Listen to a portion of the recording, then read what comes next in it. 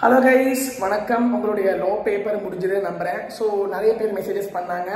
அதில் முக்கியமான ஒரு விஷயம் என்னன்னா, நம்ம வீடியோ போட்டிருந்தோம்.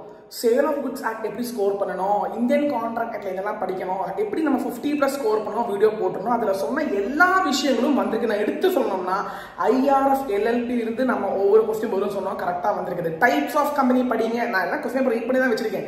டைப்ஸ் ஆஃப் கம்பெனிலேருந்து அற்புதமான கொஸ்டின். ஸ்மால் கம்பெனி, அப்புறம் அசோசியேட் கம்பெனி வந்திருக்குது. டாக்டர் ஆஃப் இண்டோர் மேனேஜ்மெண்ட் வந்திருக்குது. Rights of outgoing partner நான் சொல்லியிருந்தேன், படிங்க சொன்னேன், வந்துச்சு.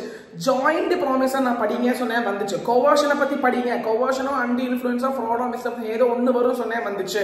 டிஸானர் முக்கியமாக படிக்கணும்னு சொன்னேன், அது வந்துச்சு.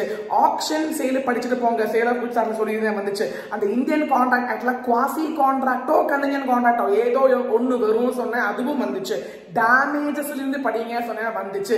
நான் அந்த வீடியோஸ் எல்லாம் போட்டிருந்தோம்ல, அந்த சொன்ன விஷயங்கள் படிச்சிருந்தாலே சூப்பரா எழுத முடியுங்க.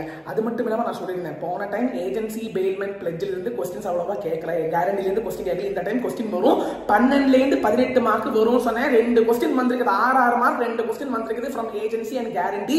அப்ப அதனால இந்த டைம் அந்த கொஸ்டின் பேப்பரை வந்து நான் டஃப்னு சொல்லவே மாட்டேன். It's a manageable paper, it's a good paper, standard paper. லென்த்தியா இருந்திருக்கும், முடிக்க கொஞ்சம் பிரச்சனை இருந்திருக்கும். ஆனா நிஜமாவே கண்டிப்பாவே எழுத முடியற ஒரு அழகான பேப்பர் தான்.